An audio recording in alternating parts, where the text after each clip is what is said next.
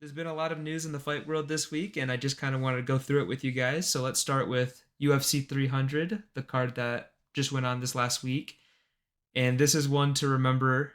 What a card. I This will be a unforgettable night for me. One of my favorite nights watching combat sports, period. So many great performances. Um, just going through the main card, you had Bo Nickel. That one was kind of disappointing.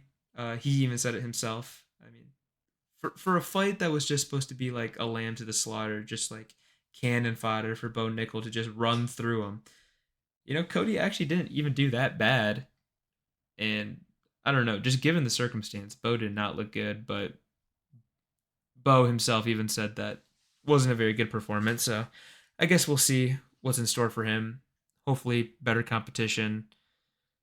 Um, Maybe a top 15 guy this time. I don't know how fast they want to bring him into the top 15, but we'll see. I mean, he's hyping himself up like that, so I say let's give him a shot here.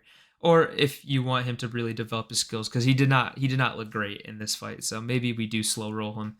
I don't know. Next up was on the main card. That was Charles Oliveira versus Armin Saryukin. Sad, obviously sad. I'm a big Charles Oliveira fan, but I do like Armin Saryukin, and he looked really good in this fight. It was a close fight.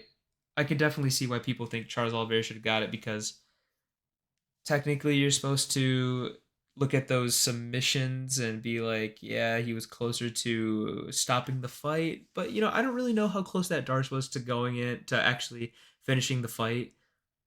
People look at Saryukin kind of flattening out and going limp, and they think, oh man, he was out. But no, going limp like that against the Darce, that is, a defense against the Darce. So I don't know how close that was to finishing the fight, but I can see both ways. I think Armin deserved it though, so good on Armin. He gets the title shot next, ideally.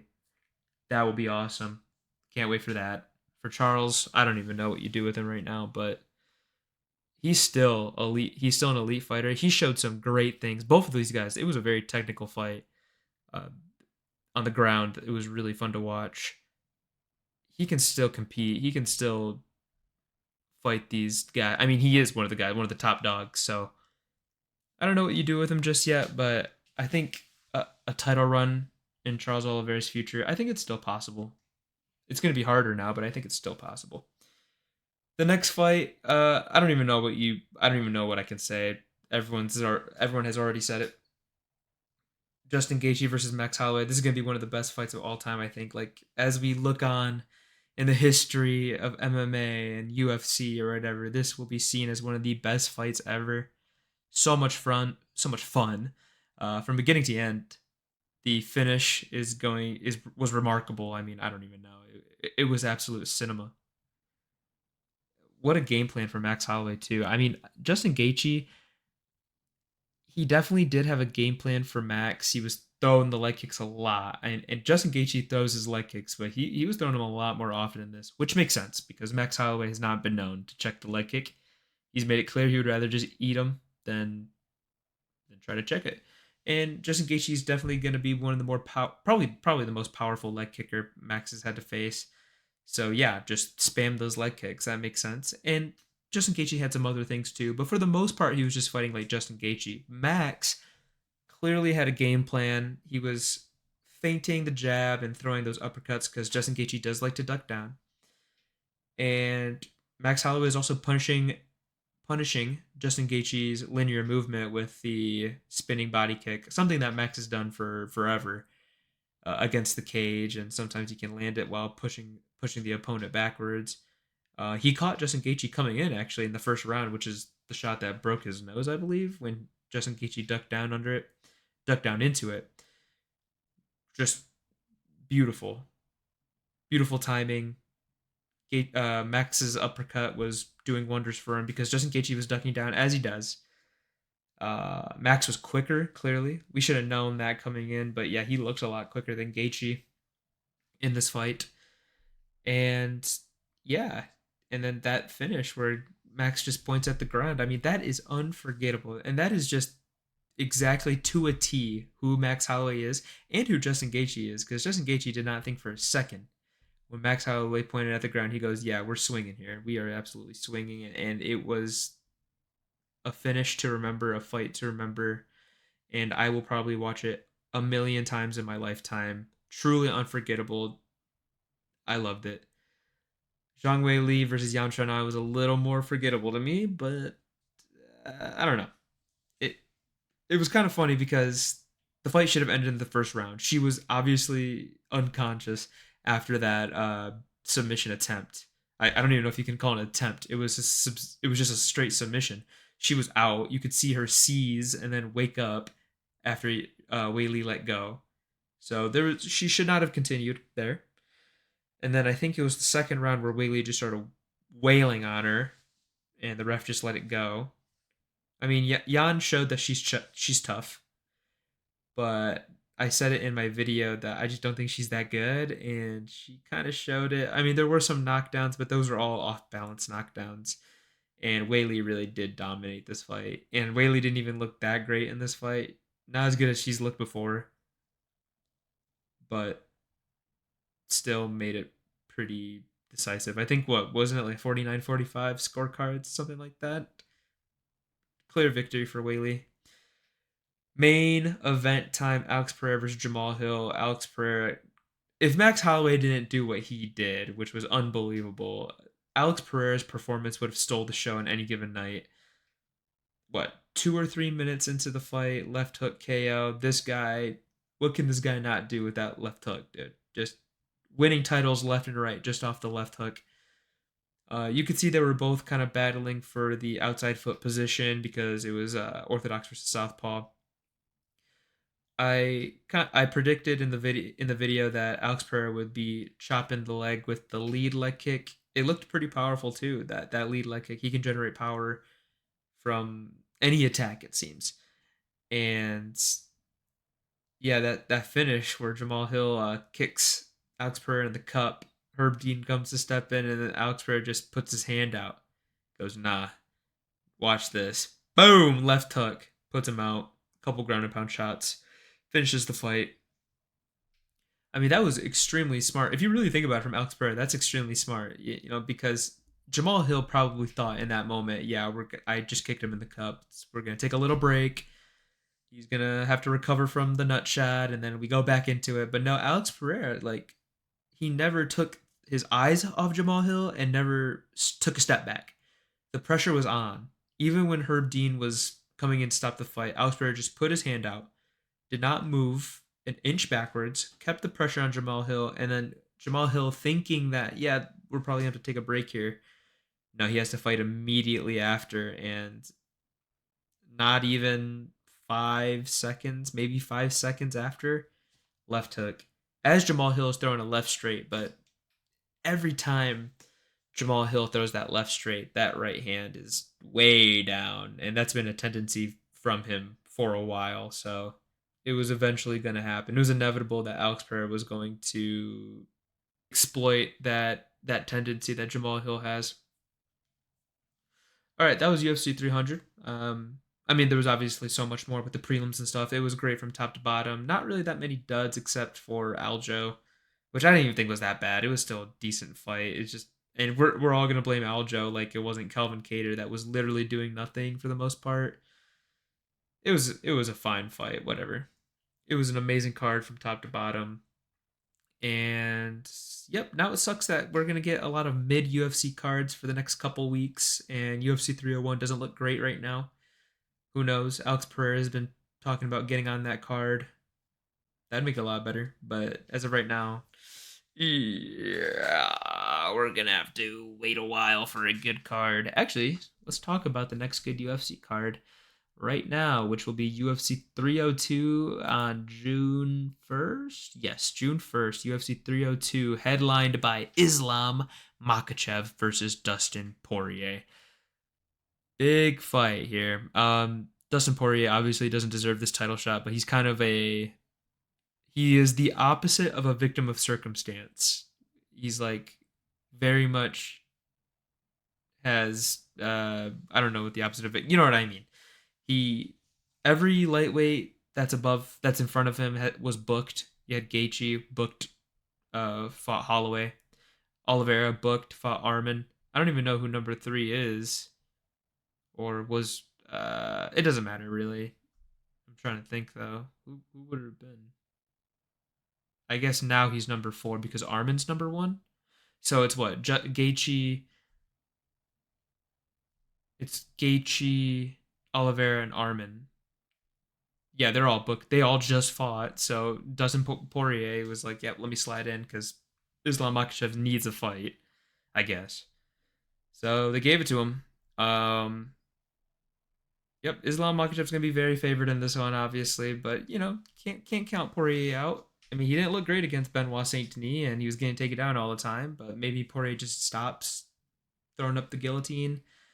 I'm not gonna hold my breath on that. He'll probably jump a bunch of guillotines and just not get any of them. But who knows? What if this is the one he gets the guillotine, and we'll all look stupid for criticizing him. Sean Strickland versus Paulo Costa, 5-round co-main. It doesn't really interest me that much, to be honest. I hope it's just a fun fight. Middleweight's kind of a dead division to me in a way. Although I'd be lying if I said I wasn't excited for Duplessis versus Adesanya. That'd be kind of fun. But this fight, I don't know. Paulo Costa looked really good in his last one, so I think it'd be kind of cool to see if Paulo Costa has improved greatly because he's been pretty inactive. So it'd be cool to see if he has made improvements. What am I looking at right now? Roman Dolite versus Anthony Hernandez. I love Anthony Hernandez. He's so fun to watch for me. Just constant pressure, never gets tired. He's really cool. So, and Roman Dolite, I don't mind either. So I think I'll be keeping my eye on that one too. Yeah, decent, pretty good card. Pretty good card. Excited for that one. But now we're gonna get into the boxing world. Yep, boxing world. So on the same day as UFC 302, we will also be having uh Artur Beterbiev versus Dmitry Bivol. This just got announced not too long ago, a couple days ago. What a fight. This is the fight to make. I'm so excited for this one. You got two high volume pressure boxers that always move forward. I don't even know like who's gonna take a back step in this fight. I feel like every time I see a Beterbiev fight, that dude's on the front foot. Every time I see a Dmitry Bivol fight, granted I haven't seen as many Bivol fights as I've seen Beterbiev fights, but he seems to always be on the front foot too. Even against Canelo, putting that dude up on the ropes and throwing out multiple punch combos, double digit combos, jab straight, jab, just the pressure, putting on the pressure. These are two pressure fighters. Beterbiev has more power. He has a 100% knockout ratio. But to be honest, yes, he has power, but he has never really shown to have one punch knockout power. When he finishes a fighter, it's usually like an amazing multiple punch sequence. His ability to finish a fight is amazing, but yeah, he's just pouring it on, and usually either the guy melts under the pressure and the ref comes in to stop it, or he will occasionally land like a really good shot during this huge combination, and that will put the guy down. So yes, he has power, one punch power. I mean, I don't know how many times has he knocked out somebody with just one punch. It's usually like an overwhelming amount of hard punches. But same with Bivol, and Bivol doesn't have that many knockouts in comparison, but it's usually like just swarming the dude and making him melt. So I love this. Beterbiev doesn't have the greatest defense. I mean, it's definitely not as good as Bivol's. His defense is a little sus, but he can take a shot, and he's taken big punches from. He just fought Callum Smith, and Callum Smith landed some pretty good shots on him, but Beterbiev he didn't seem affected at all, and absolutely just mowed down Callum Smith. And Bivol, I've yet to see Bivol get hurt. I don't think so, at least. I don't think I've seen him get hurt. So this will be a really great fight. Excited for this June 1st. Hopefully they're not on at the same time. I'm sure they will be. This and UFC 302. Gonna have to dual screen it. But yeah. All right, next up for this week. Another huge. Oh, this one is kind of the biggest one if you think about it. McGregor Chandler UFC 303 at June 29th. Yeah, this one's huge. This is a massive fight for like the casual UFC MMA base fans. Love to see McGregor back. We've known about this fight for years, but never knew when it was gonna get announced. I don't really have much to say about this, although I know a lot of people are thinking about McGregor and how he hasn't looked that good like in the public recently. He's also been super distracted with movies and just other things. Chandler has been laser focused on this fight ever since the what was his last fight? Was it was Poirier, right? That feels like a long time ago too, because that was the card where Pereira won the title. Is that his last fight? Yeah, I think it is. Poirier. Jesus.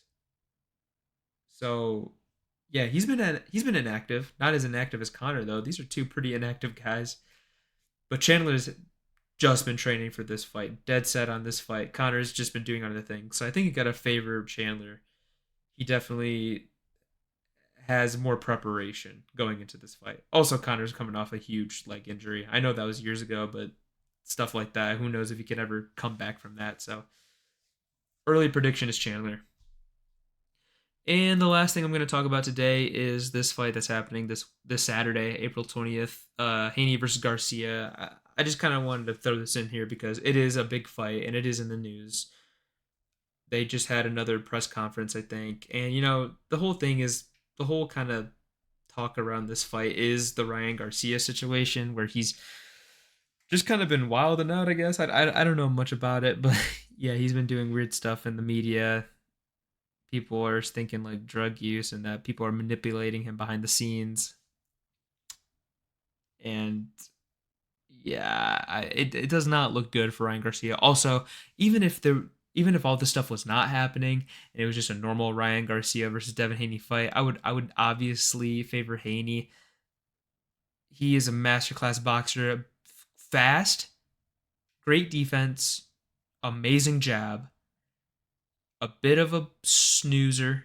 He kind of loves to jab and grab, hold, kind of pillow fisted. I think a lot of fighters kind of know that and are like, yeah, I'm gonna take advantage of this, and I know that I can take his shots, and I'm gonna land something big. I think Ryan Garcia will do something similar. I think Ryan Garcia will do something similar to that. I think he will believe that he can withstand the damage of Devin Haney, and Ryan Garcia's just gonna try to knock him out because that's what he's got. He's got his left hook, and I know he has more than that, as he says, but he's going to be looking for that left hook all night. There's no doubt about that. And he's going to try to knock him out because I don't see Ryan Garcia winning a decision.